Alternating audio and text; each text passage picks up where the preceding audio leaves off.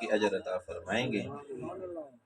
نماز ہے ایک پیمانے کے ذریعے سے اجر تول کر دیا جائے گا، لیکن اللہ قرآن میں فرماتے ہیں کہ انما یوفی الصابرون اجرہم بغیر حساب، صبر کرنے والوں کو اللہ پاک بغیر حساب کی اجر عطا فرمائیں گے۔ میں دوبارہ ان پانچوں نصیحتوں کو دہراتا ہوں، آپ ان کو یاد کر لیں اور ان پر عمل کرنے کی کوشش کریں۔ سب سے پہلی نصیحت آپ علیہ السلام نے یہ ارشاد فرمائی کہ اے جابر کبھی کسی کو گالی نہ دینا۔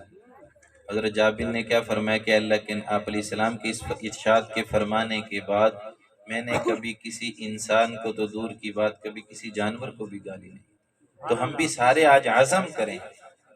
انسان جب کسی کو گالی دیتا ہے نا تو اپنے آپ کو بڑا سمجھتا ہے، اس کو حقیر سمجھتا ہے، اس وجہ سے اس کو جو ہے نا گالی دیتا ہے کہ میں اونچے مرتبے والا ہوں، یہ اس کو ہلکا سمجھتا ہے۔ حالانکہ مسلمان جس کے دل میں کلمہ ہے وہ ہلکا نہیں ہے، وہ وزنی ہے۔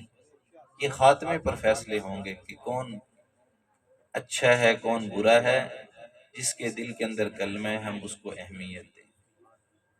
دوسری نصیحت آپ علیہ السلام نے ارشاد فرمائی کہ کسی نیکی کو حقیر نہ سمجھنا۔ تیسرا فرمایا کہ جب کسی سے ملاقات ہو تو خندہ پیشانی سے ملنا۔ اور چوتھی نصیحت فرمائی کہ شلوار کو یا چادر کو ٹخنوں سے اوپر رکھنا۔ پانچویں نصیحت فرمائی اگر کوئی آپ کی تحقیق کرے، آپ کے اندر عیب نکالے تو آپ صبر کریں، اللہ پاک آپ کو بغیر حساب کے اجر عطا فرمائیں گے۔ اللہ پاک ہم سب کو ان تمام باتوں پر عمل کرنے کی